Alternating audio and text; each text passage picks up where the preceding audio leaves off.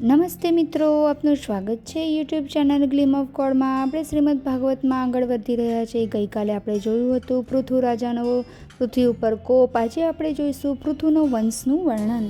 શ્રી મૈત્રેયજી બોલ્યા, પહેલાં પૃથ્વીમાં પૃથુ જ એકમાત્ર રાજા હતા. તેમના પછી વિજિતાશ્વ રાજા બન્યો. તેણે પોતાના નાના ભાઈઓ પ્રત્યે અત્યંત પ્રેમ હતો, એટલે તેણે ચારેય ભાઈઓને ચારેય દિશાના રાજ્ય સોંપી દીધા.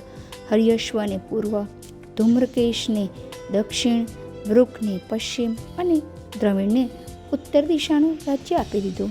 આ રીતે પૃથુના પાંચેય પુત્રો રાજા બન્યા. એમનામાં પરસ્પર ઘણો પ્રેમ હતો. દિવસે તેઓ સાથે જ ભોજન કરતા. વિજિતાશ્વને ઇન્દ્રે અંતર્ધ્યાન થવાનું શીખવાડ્યું, એટલે એમનું નામ અંતર્ધ્યાન પણ હતું. એમની પહેલી પત્ની શિખંડિનીથી પાવક, પૌમાન અને સૂચિ 3 વીરપુત્રો થયા. બીજી પત્ની નભસ્વતીથી હવીરધાન નામક વીરપુત્ર પેદા થયો. અંતર્ધાન ઉદાર, દયાળુ અને પ્રજાપાલક હતા. અનેક યજ્ઞો કર્યા બાદ એ વૈકુંઠ લોક જતા રહ્યા. હવીરધાનને પત્ની હવીરધાનીથી 6 પુત્રો થયા, જેમાં પ્રાચીન બહિષદ સર્વશ્રેષ્ઠ હતા.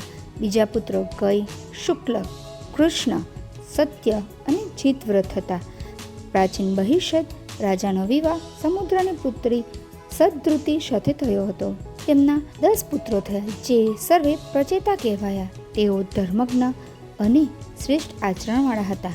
પિતાની આજ્ઞાથી તેઓ જ્યારે તપ કરવા જઈ રહ્યા હતા, તો માર્ગમાં એક સુંદર સરોવર મળ્યું. એમાંથી ભગવાન શિવ બહાર નીકળ્યા. એમણે શિવને પ્રણામ કર્યા, એટલે શિવે એમને ભગવાનની ભક્તિનો ઉપદેશ આપ્યો અને ઇન્દ્રિયોને વશમાં કરવાની વિદ્યા બતાવી. શ્રી વસુદેવ સ્ત્રોત સંભળાવી આશીર્વાદ આપ્યા. પ્રચેતાઓએ શિવની ભક્તિભાવપૂર્વક પૂજા કરી. તે પછી શિવજી અંતર્ધ્યાન થઈ ગયા. આ છે પૃથુવંશનું વર્ણન. આવતીકાલે આપણે જોઈશું પુરંજન ઉપાખ્યાન. તો આવતીકાલે ફરી મળીશું.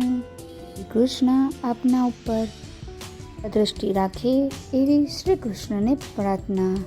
જય શ્રી કૃષ્ણ. જો આપને આ વિડીયો પસંદ આવ્યો હોય તો વિડીયોને લાઈક કરજો, શેર કરજો અને મારી ચેનલને સબસ્ક્રાઈબ કરવાનું ભૂલતા નહીં.